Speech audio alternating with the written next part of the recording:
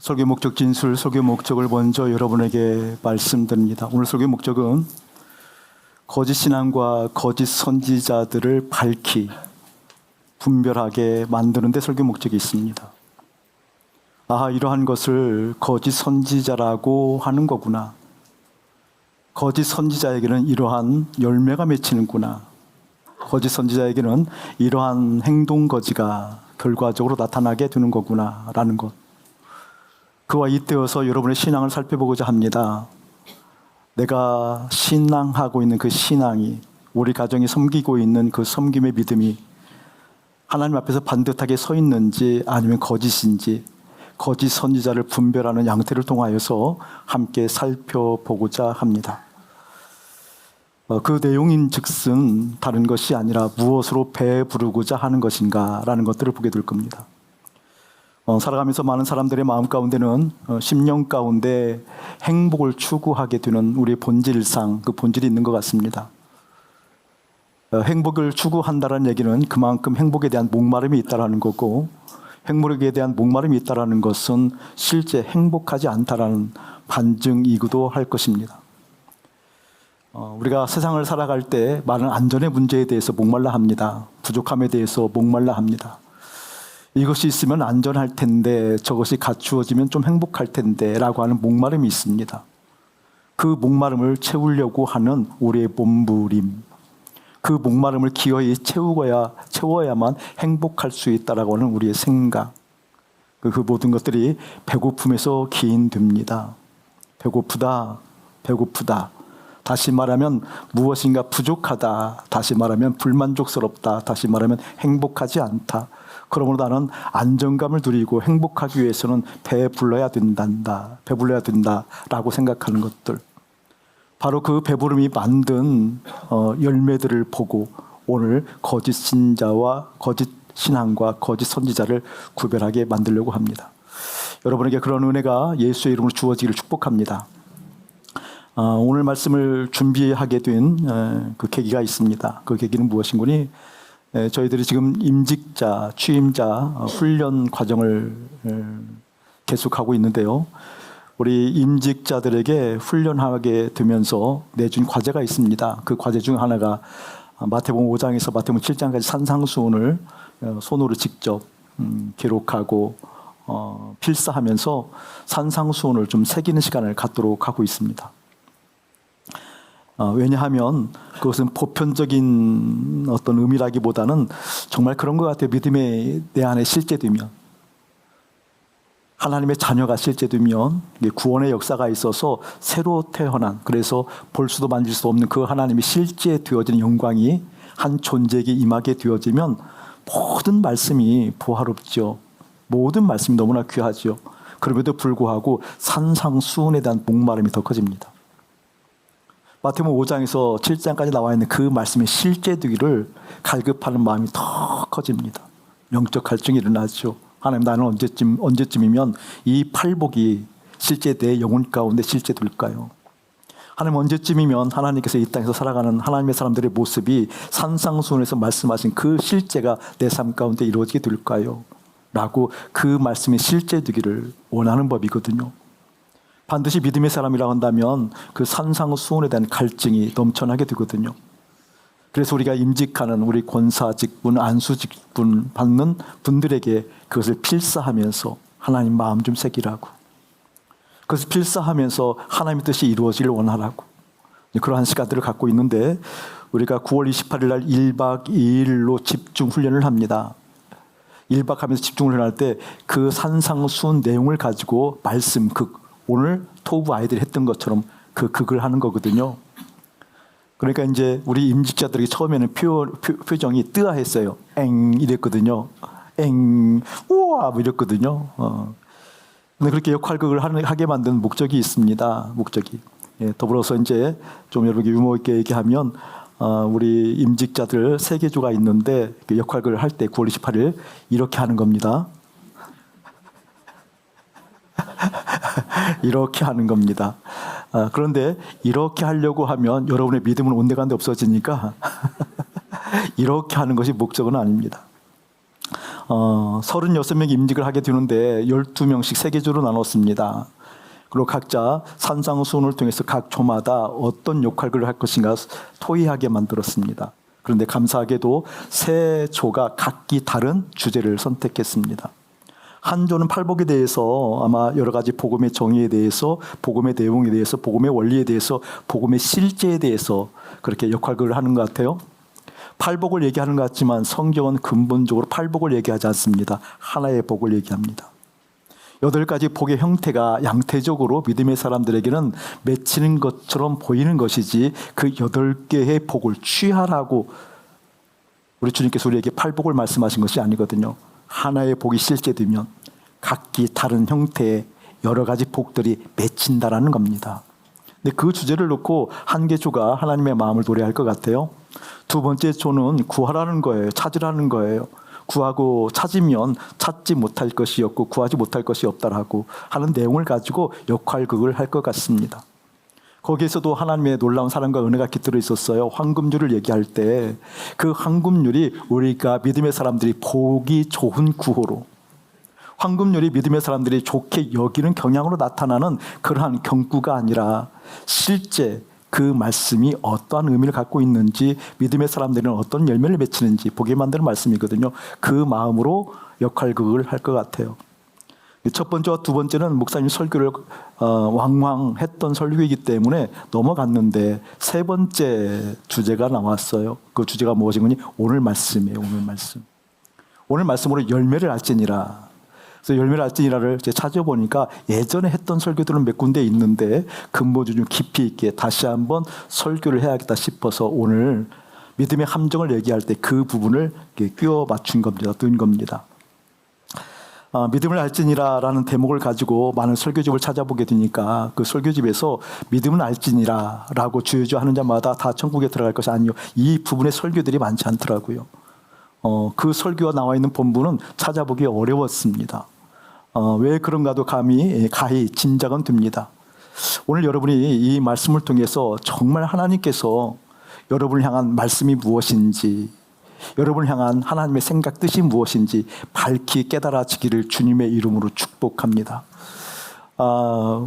역할극 제목을 잡을 때는 열매로 알지니라고 잡았는데 맞습니다. 그 부분 맞는데 열매로 안다라는 것이 무엇일까라는 것을 생각해 보려고 합니다.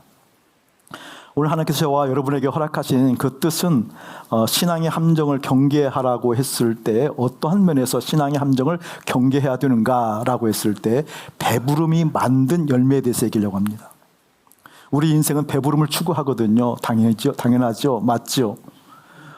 인생에 있어서 그 궁핍함이나 굶주림이 임하게 되어지면 반드시 그걸 채우려고 하는 경향이 있게 될 겁니다.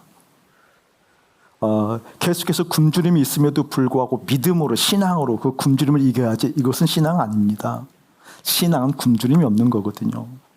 다시 말하면 굶주림에도 불구하고 믿음으로, 신앙으로 그걸 극복해야지, 이것은 거짓 신앙입니다.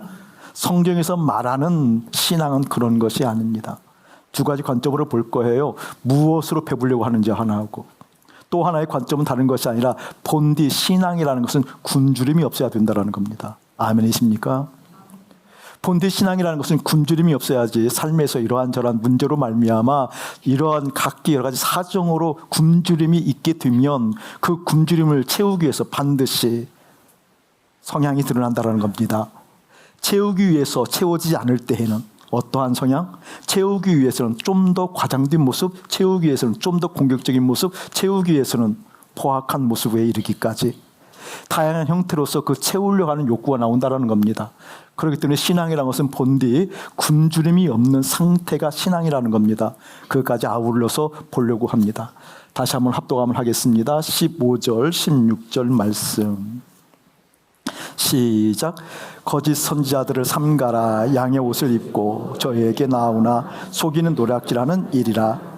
그들의 열매로 그들을 알지니 가시나무에서 포도를 또는 엉겅퀴에서 무화과를 따겠느냐. 아멘. 귀한 말씀입니다. 열매를 보면 안다라는 거죠. 달리 표현하면 사과나무에서 사과가 열리는 건 당연하겠죠. 배나무에서 배가 열리는 건 당연하겠죠. 무화과나무에서 무화과가 열리는 건 당연하겠죠. 오늘 거짓 선지자가 등장하고 있습니다. 거짓 선지자를 분별하기 위해서는 반드시 열매로 안다라고 얘기하는데 한 가지 기억합시다. 열매를 알려고 하면 시간이 걸립니다. 나무가 있고 바로 열매가 맺히는 법은 없습니다. 시간이 흘러감에 따라 어떠한 열매가 맺히는 것을 봅니다. 그렇기 때문에 열매를 분별하려고 하면 반드시 시간이 필요합니다. 중요한 얘기거든요. 그러나 믿음의 사람들에게 있어서 시간에 따라서 당연하게 열매가 맺히는 것을 보고 분별을 하지만 믿음의 사람들은 열매가 맺히기 전에도 좋은 나무인지 나쁜 나무인지 안다라는 겁니다. 당연히 안다라는 겁니다. 왜냐하면 방향성이 있기 때문에 그렇습니다. 그 방향성이 어떠한 방향성인가 오늘 말씀을 통해서 근본적으로 보려고 하는 것입니다. 오늘 거짓 선지자들이 나오게 되면서 양의 옷을 입었다 라고 얘기하면서 양의 옷을 입었으나 노략질하는 일이다. 어떻게 속은? 겉은 양의 옷을 입었지만 속은 노략질하는 일이다. 이렇게 얘기하고 있습니다. 그렇기 때문에 거짓 선지자라는 것은 본디 양이 아닙니다. 본디 무엇이었다? 일이었다라는 겁니다. 본디. 그러니까 원래 일이었다라는 겁니다. 일이었기 때문에 일이의 모습이 열매를 통해서 나타난다는 거죠. 아무리 양의 탈을 썼다 할지라도 늑대이기 때문에 늑대의 표정들이 나오고 늑대의 행동들이 나오고 늑대의 속성들이 나온다라는 겁니다. 예를 들면 하나님 보시 참 좋았더라 교회에 목사로 제가 있습니다. 이 목사가 참 선지자일까 거짓 선지자일까 분별하는 것은 시간이 흘러가면 당연히 나타납니다. 시간이 흘러가면 저 목사가 진짜 목사인지 가짜 목사인지 드러납니다. 그러나 긴 시간이 흐르지 않더라도 볼 수 있는 안목이 있습니다. 먼저 시간의 관점으로 본다고 하면 이런 것입니다. 늑대가 이리가 양의 탈을 쓰고 양을 잡아먹기 위해서 왔다고 칩시다. 그러면 양의 탈을 썼으면 그 늑대가 먹어야 할 것은 풀입니까? 고기입니까? 풀입니까? 맞습니까? 양의 탈을 썼으니까 그 말이 굉장히 어렵게 느끼시는 분도 있네요. 쉽게 생각하세요. 양은 뭐 먹고 삽니까? 고기 먹고 삽니까? 풀 먹고 삽니까? 늑대는 풀 먹고 삽니까? 고기 먹고 삽니까? 그러면 늑대가 늑대인 것을 티내지 않으려고 하면 먹는 것이 달라져야 돼요. 뭘 먹어야 됩니까? 얼마나 오랫동안 먹을 수 있을까요? 얼마나 인내하면 얼마나 오랫동안 먹을 수 있을까요? 시간 가면 탄로납니다. 기어이 고기 먹습니다. 기어이 고기 먹습니다. 먹는 것을 보면 압니다. 여러분이 볼 때 여기는 목사가 뭘 먹는 것 같습니까? 라고 할 때 먹는 양식에 주목하면 안 됩니다. 성경에서 말하는 것은 무엇을 먹는가는 이런 의미입니다. 시편 23편에 보면 여호와는 나의 목자시니 내게 부족함이 없다라고 이야기합니다. 여호와가 나의 목자이면 나는 양입니다. 맞습니까? 양일 때에만 목자 되신 그 목자로 말미암아 부족함이 없는 것이지 일임에도 불구하고 부족함을 느끼는 경우는 부족하지 않다라고 고백하는 경우는 없습니다.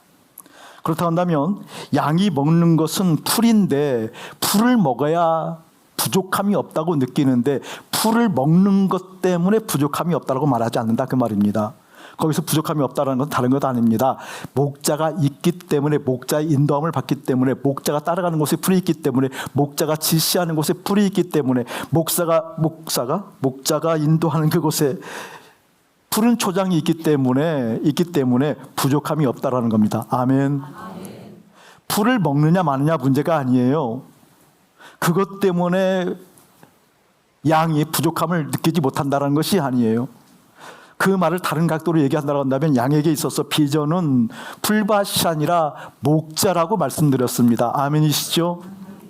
그렇기 때문에 양에게 있어서는 항상 귀를 쫑긋 세워서 주목하는 게 있습니다. 목자의 음성입니다.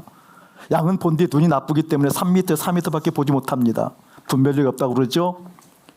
본디 팔레스타인에 사는 양들이 눈이 안 좋아요. 눈이 안 좋아서 멀리 못 나가요. 멀리 나가면 길을 잃어버려요. 이게 양에게 있어서는 항상 긴장되듯이 주목하는 것이 귀입니다. 열어둡니다. 누구의 음성이 들리도록? 목자의 음성이 들리도록. 목자의 음성이 희미해질 때면 그는 본능상 깨닫습니다. 내가 죽을 곳에 왔구나 깨닫는 것이거든요. 저는 믿음의 사람들에게 예수님을 축복합니다. 여러분들의 인생 가운데 어떤 것이 부족하게 들렸을 때 귀를 쫑긋 세우며 내가 죽을 지경에 이뤘구나 라고 하는지요. 돈 떨어질 때요? 아니요. 삶의 자리에서 인정받지 못할 때 아니요. 가족들이 뭔가 심상치 않고 어려울 때 아니요. 건강이 부족할 때 아니요. 하나님의 음성이 희미해질 때 양이라고 한다면 그때 위기감을 느낍니다.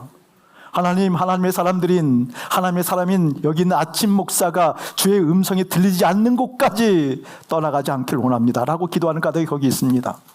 하나님, 내가 너무 멀리 가서 하나님의 음성이 들리지 않는다고 한다면 낭패입니다. 하나님의 음성이 들리지 않는 곳까지 멀리 가면 나는 죽습니다. 내가 때로는 하나님을 잊어버린다 할지라도 하나님의 음성이 들리는 곳까지만 갈 수 있는 은혜 베풀어 주십시오. 내가 때로는 세상에 현혹되어져 세상에 혹하여 이러한 저러한 사건과 만남 속에 혹하여 내가 그곳에 간다 할지라도 하나님의 음성을 들을 수 있는 곳까지만 가도록 나에게 은혜 베풀어 주십시오. 이것은 시적인 표현으로 그치는 게 아닙니다. 하나님이 진짜라는 주인이라는, 진짜라는 그분이 나의 생명이라는 진짜라는 신앙이 있기 때문에 그렇습니다. 아멘이시죠? 오늘 그렇게 양에게 있어서 목자의 음성을 듣고 목자의 생각을 듣고 목자를 따라가는 그것이 비전이다 그 말입니다. 그렇기 때문에 풀 자체가 무엇을 먹는 자체가 양인가 늑대를 판별하지 않는다는 겁니다. 늑대는 고기를 먹기 때문에 늑대 그 말을 말하는 것이 아닙니다. 거기서 말하는 늑대가 고기를 먹는다는 것은 목자의 인도함을 받아서 먹습니까? 직접 생산해냅니까? 직접 사냥을 합니까? 목자가 사다 줍니까? 그것을 의미하는 겁니다. 사랑하는 여러분들 기억하십시오. 거짓 선지자, 거짓 신앙이라는 것은 다른 것 아닙니다. 직접 생산하는 겁니다. 무슨 말일까요? 직접 자기의 삶을 개척하는 겁니다. 무슨 말일까요? 직접 자기의 안전 문제를 직접 세우는 겁니다. 그것을 근본적으로 다가오는 것은 하나님의 커다란 은혜일 것입니다. 주의 이름으로 그런 은혜가 일어나기를 예수의 이름 축복합니다. 다시 한번 이 이야기를 정리하면 이런 겁니다. 거짓 선지자는 근본 양이 아니라 늑대라고 그랬습니다. 늑대는 무엇을 통해서 배부름을 얻을까요? 양 잡아먹고. 맞습니까? 늑대에게 있어서 만족함을 양을 잡아먹는 거거든요. 양을 잡아먹을 때에 배부르거든요. 맞죠 여러분? 배부름을 무엇이냐고 얘기했을 때 늑대에게서는 양을 잡아먹어야 됩니다. 제가 여러분을 묻겠습니다. 거짓 선지자, 거짓 목사를 구별하는 가장 쉬운 법은 이것입니다.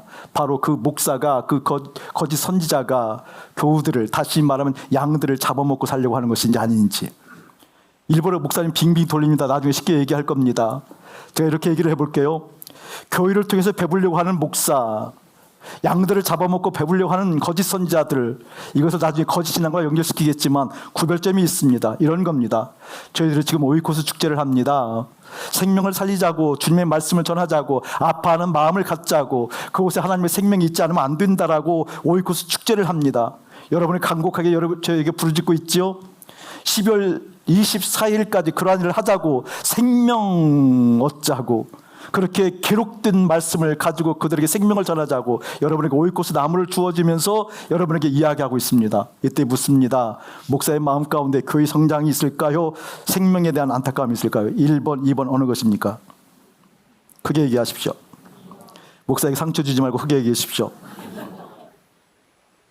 크게 얘기하십시오. 사랑하는 여러분들에게 주의 이름으로 충고하며 전합니다. 2번만 있을까요? 목사의 마음 가운데 1번도 있을까요? 너무 그렇게 상처 주지 마시고요. 2번이 있을까요? 1번이 있을까요? 물론 2번이 있죠. 그렇다고 해서 1번이 없을까요? 아니요, 저 1번이 있어요. 그렇다고 한다면 제가 알거든요. 내가 이리 증상을 가지고 있구나. 늑대 기질이 내게 있구나. 저 그거 모르는 것 아니거든요. 알거든요. 그래서 기도하거든요. 살려달라고. 십자가 현실되면 안 된다고. 현실되지 않으면 안 된다고. 하나님, 나는 본디 2번 아니라고. 1번이라고. 하나님, 나는 본디 2번의 성향일 수 없다고. 나 본디 죄의 체질 맞다고. 하나님, 나 속에 이런 거 있다고. 나 살려달라고. 이것을 오늘 얘기하고자 하는 것입니다. 사랑하는 여러분에게 주의는 축복합니다.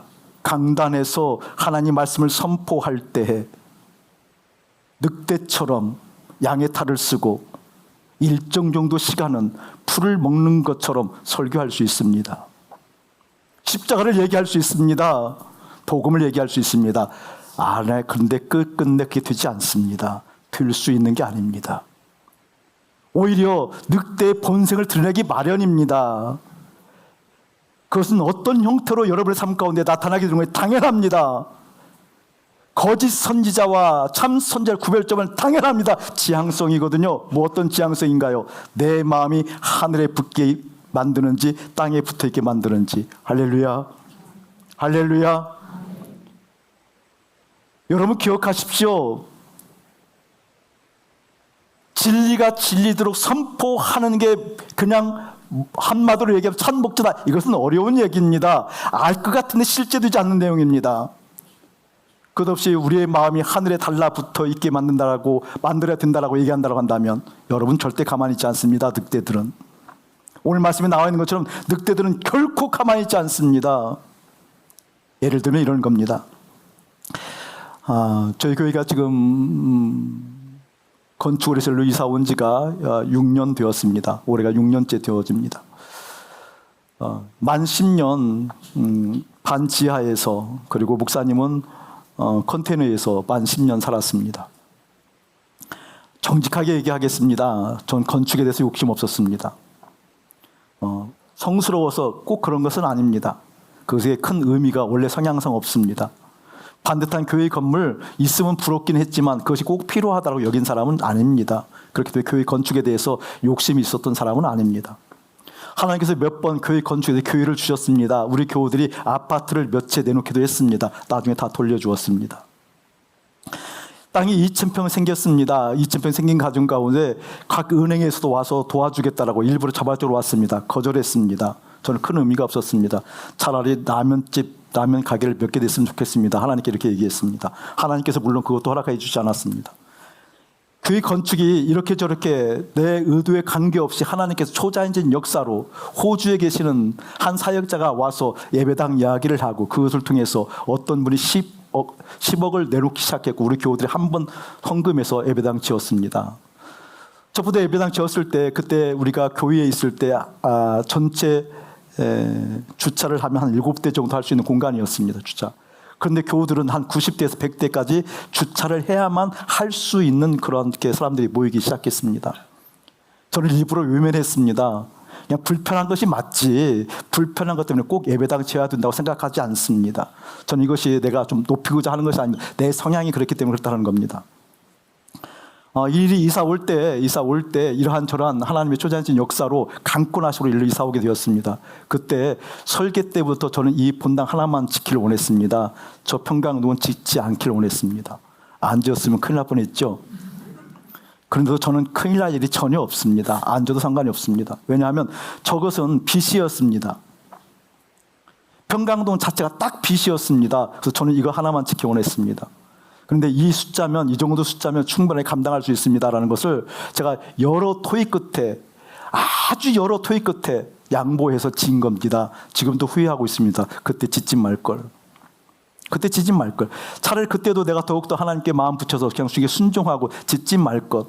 그럼 여기서 토부하면 되고, 뭐 주방은 그 예전에도 없었으니까 주방 컨테이너 쳐서 주방 만들고, 컨테이너는 너무 적더라고요. 2개 넣고. 좀 넓게 컨테이너 줬고 밥 여기서 먹으면 되지. 차라리 저 비용 갖고 다른 거 사면 되지. 그런 게 솔직히 제 마음입니다. 왜 이런 얘기를 굳이 저를 높이는 의미에서 이야기하는 것처럼 보이게 오해 살 만하게 이런 얘기를 하느냐. 다른 것 아닙니다. 하나님께 가 있고 싶어서 그렇습니다. 어차피 이 세상은 살아갈 때 이러한저러한 오해도 있고 이러한저러한 궁리도 있고 이러한저러한 성취도 있지만 결국 코끝에 호흡이 멈출 날이 있으니 그때 하나님의 영광을 바라보고 싶은 마음이 있어서 그렇습니다. 아멘이십니까? 그때 하나님의 마음을 노래하고 싶어서 그런데 아멘입니까? 그런데 분위기상이 지더라고요. 분위기상이 넘어가더라고요. 저는 라면집을 기어이 3개 내고 싶었었는데 여러 국립 끝에 지금 일터 사역으로 과일집을 하고 있습니다.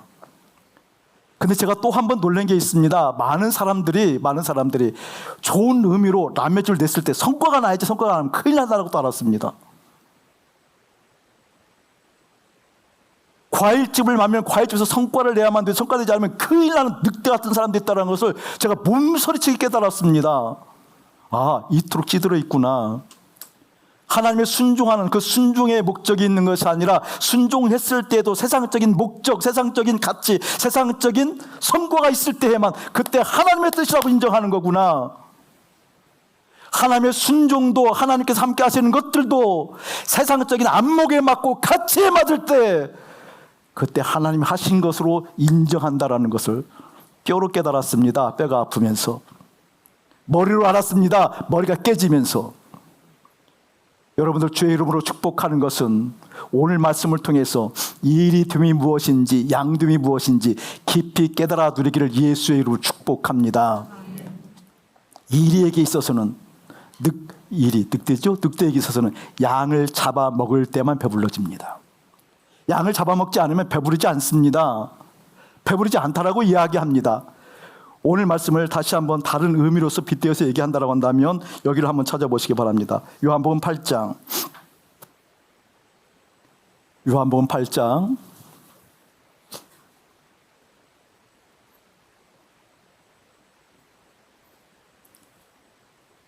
12절 합독 하나 봅시다. 시작. 예수께서 또 말씀하여 이르시되 나는 세상의 빛이니 나를 따르는 자는 어둠에 다니지 아니하고 생명의 빛을 얻으리라. 눈으로 보고 계셔요? 예수님께서 말씀하셨어요. 예수님 스스로 당신의 정체성을 나타내시는데 세상의 빛이다라고 말씀하셨고, 세상의 빛이다라고 말씀하신 그 주님께서 나를 따르라라고 말씀하시면서 나를 따르는 자는 어둠에 다니지 아니하고 생명의 빛을 얻는다라고 얘기했습니다. 저를 한번 보시기 바랍니다. 여러분이 종종 믿음의 티를 내라고 목사님이 얘기합니다. 믿음의 사람들에게는 반드시 믿음의 티가 나야 된다고 얘기합니다. 믿음의 티를 오히려 내라고 목사님은 얘기합니다. 이것은 그간의 전통적으로 얘기하는 믿음의 겸손과는 동떨어진 의미로 들리는 것 같습니다. 그러나 절대 그렇지 않습니다. 믿음의 사람들은 반드시 티가 나는 법입니다. 아멘 하십시오. 믿음의 사람들은 반드시 티가 나야만 되는 겁니다. 믿음의 티가 나지 않으면 생각해 봐야 됩니다. 과격하게 얘기하겠습니다. 양이 아닐 확률이 높습니다. 믿음의 티가 나지 않는다고 한다면 그것은 겸손하지 못한, 겸손하지 않아서 티를 내는 현상이 아니라 실제 믿음의 티가 나지 않는다고 한다면 그 겸손조차도 우선 당장 양의 탈을 쓴 늑대일지도 모른다라고 이야기하는 겁니다. 왠지 아세요? 보십시오. 이 세상은 흑암입니다. 어둠입니다. 어둠에 다니는 자들을 지금 주님께서 얘기하십니다. 그들이 나를 따라온다, 빛을 따라온다라고 얘기하시면서 예수님 당신 스스로 뭐라고 얘기하시는 거예요? 나는 세상의 빛이다라고 얘기합니다. 아멘. 흑암 가운데, 흑암의 권세 아래, 어둠 가운데 있는 사람들 중에서 하나님의 사람들은 보는 법입니다. 무엇을 보는 법이에요? 빛. 어둠에서 빛처럼 강렬한 것 없습니다. 어둠에서 빛처럼 티가 나는 것 없습니다.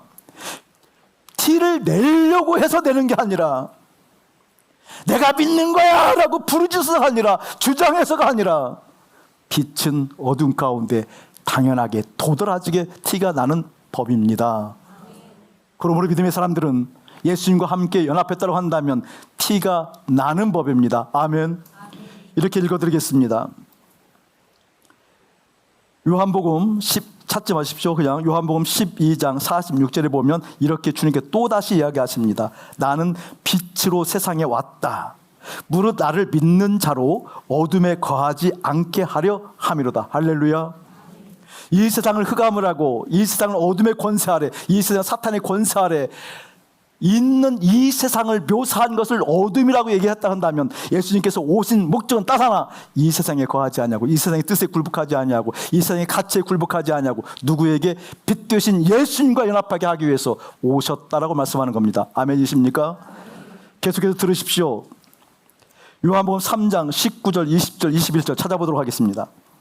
요한복음 3장 19절 20절 21절 19절 제가 하나 읽겠습니다. 여러분이 20절 읽고 21절 합독하도록 하겠습니다.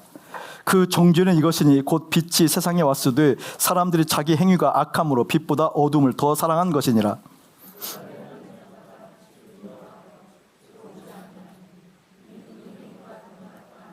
21절 진리를 따르는 자는 빛으로 오나니 이는 그 행위가 하나님 안에서 행한 것임을 나타내려 함이라 하시니라. 아멘. 찬찬히 다시 한번 제가 보겠습니다. 빛이 세상에 왔대요. 사람들이 자기 행위가 악함으로 빛보다 어둠을 더 사랑했대요.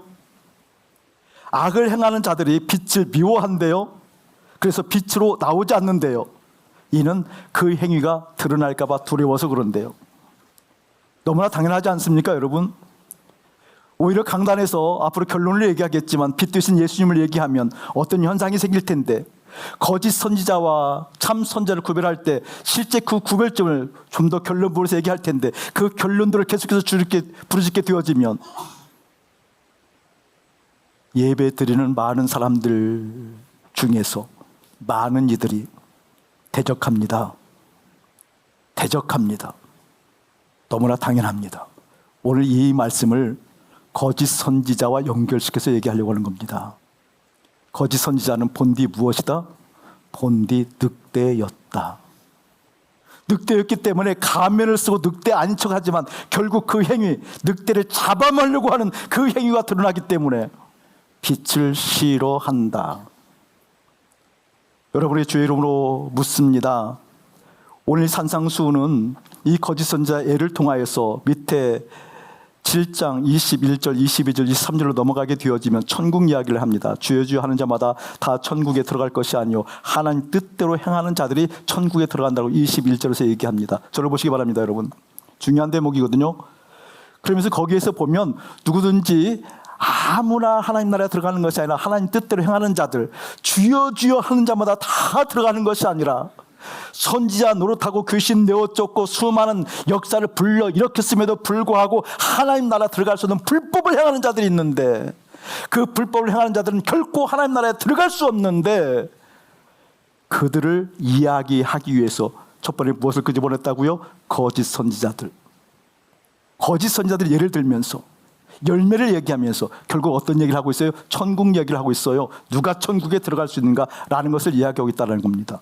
그 이야기는 거짓 선지자를 설교하기 위해서 한 설교가 아니라 거짓 신앙을 폭로하기 위한 대목이었다, 그 말입니다. 아멘. 그렇기 때문에 거짓 선지자를 분별한다는 것은 거짓 신앙을 분별한다는 겁니다. 목사가 전도하면서 속마음 깊숙한 곳에서는 한켠이 아니라 속마음 가득한 곳은 성장이 있음에도 불구하고 그럴듯하게 백성들을 속이고 하나님의 백성들을 속여서 생명 얘기를 그럴듯하게 하지만 하나님은 그 속을 보시고 불법을 행하는 자야 내게서 떠나라 라고 얘기하는 것처럼, 주차가 부족해요. 공간이 부족해요. 몇백 명의 사람들이 들어왔는데 여기는 70명, 80명밖에 들을 수 없어요. 충분하게 성전 건축할 근거는 있었어요. 그걸 빗대어서 목회 성공적 야망을 가지고 있음에도 불구하고 부족하니까, 필요하니까 그걸 이야기하는 속마음 하나님 모르신다고? 아니요, 안다, 그 말입니다. 그 거짓 선지자로 얘기했다듯이 그걸 그대로 거짓 신앙으로 옮겨오면, 거짓 선지자는 본디 늑대였기 때문에 양을 잡아먹고 배부르는 것처럼 거짓 신앙으로 옮겨오면, 예를 들어 볼까요? 여러분의 가정으로 들어와 봅시다. 여러분의 부모가 거짓 선지자라고 한다면 부모는 무엇을 잡아먹고 배부르겠습니까? 무엇을 통하여서 배부르겠습니까? 무엇을 통해서 배부르고자 하겠습니까? 자식입니다. 맞습니까? 맞습니까? 목사가 스스로 격렬하게 자아 비판에 따라간다면 여러분 동일하게 들으셔야 됩니다. 각 가정에서 부모가 자식을 통하여 배부르고 하는 것이 거짓 신앙이요 거짓 선지자란 그 뜻이 오늘 말씀입니다.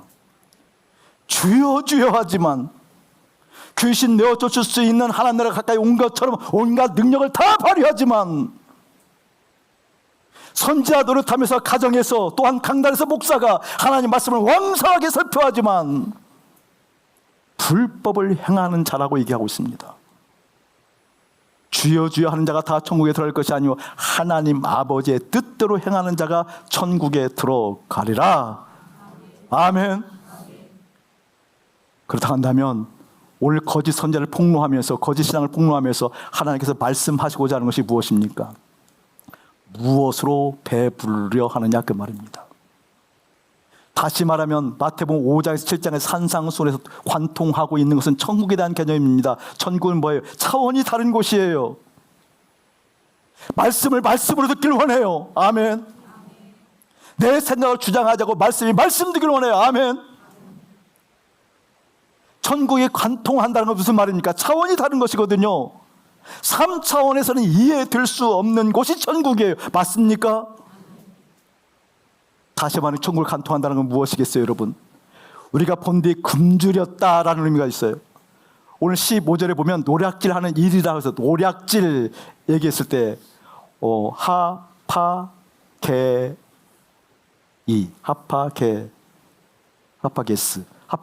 하파게조 원형 맞습니다. 하파게조라는 뜻이 노략질하는 뜻이에요. 노략질 한다라는 그 원형도 하파게조인데, 하파게조라는 뜻은 원래 무슨 말인 거니? 막 약탈하다, 뭐 강탈하다, 이런 의미를 담고 있지만 거기는 깊은 또 다른 의미를 담고 있습니다. 보십시오, 여러분. 우리가 무엇인가 강탈하고 약탈했을 때, 노략질했을 때, 왜 노략질로 강탈하죠? 굶주려서 그래요. 맞습니까? 굶주리지 않는다면 안 그러는 거거든요. 근데 이 굶주림이 실제 나의 부족함이 있느냐 없느냐는 별개 부분입니다. 전쟁의 부분도 그렇습니다. 예전에 우리 원시 시대도 약탈하는 사냥의 개념도 마찬가지입니다. 지금 당장 굶주리기 때문에 그럴 수도 있지만 당장 굶주리지 않아도 우리 본성, 내 존재 자체가 굶주림의 요소를 가지고 있어요. 왜죠? 에덴으로부터 또 쫓겨났으니까. 맞습니까? 애들을 쫓겨나게 굶주림이 있어요. 두려움이 있어요. 채워지지 않으면, 넘치지 않으면, 갖고 있지 않으면. 전쟁의 양상도 보십시오. 오히려 강대국이 쳐들어갑니다. 강대국이 약탈합니다. 없어서가 아니에요. 우리 본성이 그래요. 본성이. 노략질한다라고 했을 때 그 노략질의 뜻은 다른 것이 아니라 굶주림이 있거든요. 굶주림. 그런데 하나님의 사람들이 이 굶주림이 원천적으로 없다고 한다면, 하나님의 사람은 없죠. 그렇죠? 왜죠? 채워지는 것이기 때문에. 할렐루야. 그것을 천국으로 묘사했다 그 말입니다. 천국으로. 다시 말해 천국의 실제를 얘기하면서 천국이 실제됐다고 한다면, 천국이 너희들의 삶 가운데 만족함으로 채워짐으로 넘침으로 있다고 한다면 근본적으로 굶주림이 없기 때문에 무엇이었다? 낚아채는, 완전하게 짓밟아 뭉개는 그러한 일이 있다 없다? 없다라고 얘기하는 겁니다. 할렐루야. 천국을 얘기할 때 우리 사랑하는 집사님들에게 한번 물어보겠습니다. 김석 집사님, 답은 2번에 있습니다. 천국을 얘기할 때 천국을 공짜로 들어갑니까 안 들어갑니까? 라고 했을 때 아닙니다. 답은 1번에 있습니다. 천국이 있습니다. 천국은 공짜로 들어가겠습니까? 아니면 대가를 지불해야 들어가겠습니까? 공짜로 가죠. 그렇죠. 저한테 뭐라고 하지 말고요. 따지듯이 공짜로 가요. 막 그러는데. 여러분, 천국 공짜로 가죠. 맞습니까? 천국 공짜로 가요. 그렇죠, 여러분? 천국 공짜로 가요. 그런데 천국 싼 게 아니에요. 천국 공짜로 가기 때문에 실력 없어서가 아니에요. 천국처럼 무지막지한 실력을 필요로 하는 것이 없어요. 천국은 단 한 분 예수님 외에는 못 갑니다. 아멘. 천국은 단 한 분 예수님 외에는 갈 수가 있는 것이 아닙니다. 예수님이 실력이 있어야 들어가는 것이 천국이에요. 예수님의 능력이 있어야 들어가는 것이 천국이에요. 예수님의 가치가 있어야 들어가는 것이 천국이에요. 아멘. 천국 예를 계속한다는 것은 지금 일상의 삶에서 천국이 쓰이지 않지만, 공부하는데 천국이 쓰이지 않지만, 사업의 자리에서 돈 벌는데 천국이 쓰이지 않지만, 여러분이 사역하는 모든 봉사와 노력 속에서 천국이 쓰이지 않지만, 실제 그 천국이 여러분 속에 있어서 여러분에게 만족시키지 못한다고 한다면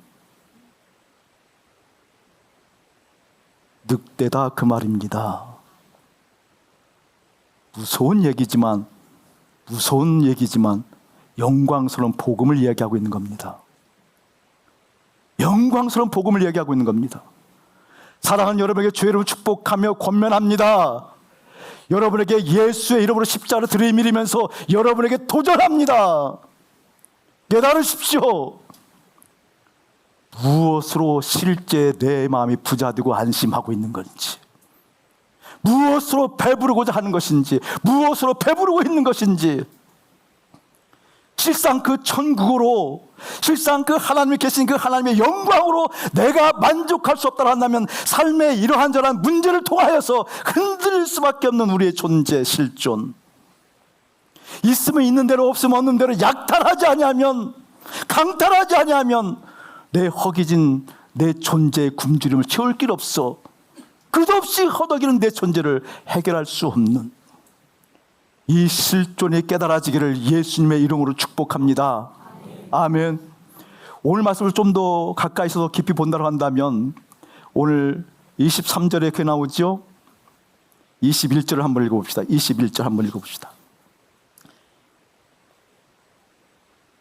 21절 시작. 나더러 주여 주여 하는 자마다 다 천국에 들어갈 것이 아니요 다만 하늘에 계신 내 아버지의 뜻대로 행하는 자라야 들어가리라. 다만 동그라미 쳐놓고요. 21 다만 줄 쭉 그어놓으시기 바랍니다. 하늘에 계신 내 아버지의 뜻대로 행하는 자라야 들어가리라. 쭉 줄 그을 때 앞에 하늘에 계신 가로 쳐놓으시기 바랍니다. 하늘에 계신 내 아버지의 뜻대로 행하는 자라, 뜻대로 행하는 자 가로 쳐놓으시기 바랍니다. 이 말씀을 보면 바로 여러분 연상되어야 됩니다. 지난주 말씀과 동일한 말씀입니다.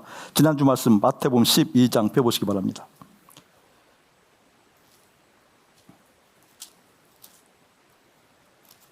50절 똑같은 말씀입니다. 바로 지난주에 선포한 말씀입니다. 합독하겠습니다. 시작. 누구든지 하늘에 계신 내 아버지의 뜻대로 하는 자가 내 형제요 자매요 어머니니라 하시니라. 아멘. 동일하게 보십시오. 하늘에 계신 가로쳐 놓고요. 줄 쭉 그으면서 내 아버지의 뜻대로 하는 자가 내 형제요 자매요 어머니니라 하시니라. 뜻대로 하는 자 가로쳐 놓기 바랍니다. 저를 보시기 바랍니다. 마태복음 12장은 가정을 이야기하고 있습니다. 가족됨을 이야기하고 있습니다. 가족이라 한다면 세 가지 개념의 가족을 여러분에게 마태복음 12장은 지난주 수요일날이었군요. 수요일날 설교였습니다. 그렇게 수요일날 나오신 분들은 알고 있고요. 지금 표정을 들어보니까 안 들었는데 네, 안 나오셨다는 증거입니다. 그리고 방송으로도 안 들었다는 증거입니다. 보니까 3분의 한 2 정도가 이게 정말 상혹스럽네요. 수요일날 말씀. 가족됨에 대해서 얘기해서 가족됨. 가족이라는 세 가지 개념이 있습니다. 생물학적인 관점, 혈육의 관점이죠.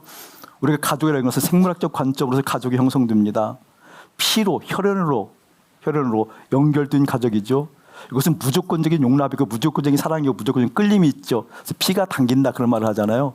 핏줄이 당긴다 이런 말이 있잖아요. 이 생물학적인 가정처럼 강력하게 이게 끌어당기는 힘이 또 다른 것은 없는 것 같습니다. 두 번째 가족이라고 한다면 사회적 관계로서의 가족이 있어요. 부부가 그렇죠. 그래서 부부는 헤어지면 제가 말하지 않았어요. 이 부부는 혈연의 가정은 아니에요. 사회 관계적으로 맺어진 가정이죠. 또 사회 관계적으로 맺어진 가정이 있죠. 뭐죠, 여러분? 입양이 있잖아요, 입양. 근데 우리 하나님께서는 뭐라고 말씀하시는 게 가족됨을 뚜렷하게 구분하십니다. 이걸로 가족을 형성하지 않아요. 혈연이나 사회 관계적으로 가족을 형성하지 않습니다. 여러분에게 요한복음 8장 38절 44절을 통해서 말씀드렸습니다. 나중에 찾아보십시오. 시간이 없으니까 그냥. 요한복음 8장 38절 44절을 보게 되어지면 하나님께서 말씀한 가정은 딱 두 가지 형태입니다. 하나님의 아버지인지 마귀가 아버지인지. 목사가 얘기하는 게 아닙니다. 말씀이 그렇게 얘기합니다. 말씀은 가족을 이야기할 때 혈연 관계를 얘기하지 않습니다. 가족을 얘기할 때 사회 관계적으로 얘기하지 않습니다. 가정을 얘기할 때 누가 아버지인가? 다시 말하면 하늘 아버지가 아버지인가? 하늘 마귀가 아버지인가? 라고 달라진다는 겁니다. 다시 말하면 천국도 하나님 뜻대로 행하고 하나님의 가정을 형성할 때도 하나님 뜻대로 행하는 자가 하나님의 가정이라고 얘기한다고 한다면 실제 하나님 나라에 가는 사람들은 하나님의 아버지인 하나님과 가족이 형성되어진 그 사람들 위에는 갈 수가 없다 그 말입니다. 아멘. 아멘. 그렇다 한다면 여러분이 꼭 생각하고 새겨야 할 것이 있습니다. 이 강단으로부터 여러분의 가정에 이르기까지 거짓 선지자와 참 선지자를 분별하는 것은 지금 그러하지 못한다 할지라도 여전히 꾸준히 주님 바라보며 지금 또한 마찬가지로 내 마음이 주님께 가 있어야 되는데, 사랑하는 내 자녀들이 주님께 가 있어야 되는데, 사랑하는 내 아내가 사랑하는 내 남편이 주님께 가 있어야 되는데, 사랑하는 주의 백성들이 주님께 가 있어야 되는데 어쩜 그렇게 그 마음 하나가 땅에 가 있는지. 하나님 이거 어떡하냐고요. 하나님 이거 어떡하냐고요. 하나님, 강단에서조차 땅에게 마음 주라고 설교하는 이런 세상이 되어버렸으니, 강단에서조차 설교조차 행복은 세상에 있다고 열심히 공부하라고, 마음 다하여 공부하라고, 마음 다하여 세상 점령하라고 이렇게 이야기하는 얼빠진 세상이 되었으니 어떡하냐고. 우리 마음이 하나님께 향해 있는가, 땅에 향해 있는가, 그걸 보고 거짓 선지자와 참 선지자를 구별한다는 것 깊이 깨달아 드리기를 예수님을 축복합니다. 우리는 보고 듣고 경험하는 것이 세상이기 때문에, 육신이기 때문에, 이 3차원 세계가 있기 때문에 여전히 보고 듣고 경험하는 걸 통해서 우리 속에 들어와야 되고, 그것을 통해서 만족함을 얻으려고 하는 것은 그것은 당연하겠지만, 그래서 하나님께 갈 수 없는 것이 어렵겠지만, 그래서 성경 인간 이해를 할 때 본디 우리 존재 자체가 죄의 존재라고 이야기하는 것이 그렇지만, 그렇기 때문에 더욱더 나는 내 스스로에게 선교하고 선포하면서 하나님 뜻을 봐야 되겠다고, 하나님 마음을 봐야 되겠다고, 하나님의 생각이 우리 삶 가운데 일깨워져야 된다고 이야기하는 까닭 아니겠습니까? 여러분에게 한 주간 깊이 여러분 자신과 가정으로부터 이 말씀이 일깨워지기를 예수의 이름으로 축복합니다. 성령께서 오시게 되면 우리의 마음을 부드럽게 하신다라고 성경은 곳곳에서 증언하고 있습니다. 에스겔 1장, 에스겔 34장, 사도행전과 요한복음과 수많은 곳에서 성령의 임재를 말씀하십니다. 성령이 오신다라는 것은 십자가 연합했을 때 연합한 사람들에게 누구에게나 가림없이 그 성령께서 임재하십니다. 왜냐하면 완전하게 죽고 세상과 나는 간 곳 없고 주님만 보이는 그 주님을 희구하는 인생들에게 성령이 오셔서 하나님의 뜻을 나타내 보여주십니다. 그 성령께서 오시면 반드시 나타나는 현상 하나가 있습니다. 우리의 마음이 부드러워집니다. 더 이상 얘기하지 않아도 여러분 웅변으로 알아들어야 됩니다. 우리의 마음이 부드럽다는 것은 하나님의 생각을 받아들일 수 있는 힘입니다. 하나님의 말씀이 내 안에 있기 때문에 사람들의 이러한 저러한 온갖 논리 없는 이야기가 난무한다 할지라도 그게 큰 영향 없습니다. 성령이 오시면 반드시 그러한 일 일어납니다. 사랑하는 교회가 부드러운 그 마음이 확인되어 앞에 이리가 있어서 위장한 이리가 있다 할지라도 그 이리를 보며 전전긍긍하는 인생이 아니라 나를 인도하는 그 하나님을 보는 그 넉넉한 마음 소원합시다. 가정에서도 늑대처럼 마음이 굳어져서 예배조차도 마음이 굳어져서 교회 사역조차도 마음이 굳어져서 날카로운 눈매 발산하지 마시고 이러한 저러한 언어 쏟아놓지 마시고 십자가에서 먼저 주고 하나님과 연합하여 주님의 마음, 주님의 생각이 강물처럼 쏟아져 내리기를 예수의 이름으로 축복합니다. 이제는 우리 주 예수 그리스도의 은혜와 우리 아버지 하나님의 극진하신 사랑하심과 성령 하나님의 감화감동 교통하심이 배부름이 만든 열매를 여실하게 분별하여 우리 주님으로 배부르고 천국으로 배부른 인생 되어 넉넉하게 이러한 저러한 일들을 품어내는 부드러운 마음을 소원하는 하나님의 사람들에게 이대로부터 영원 무궁토록 함께 할지어다. 아멘.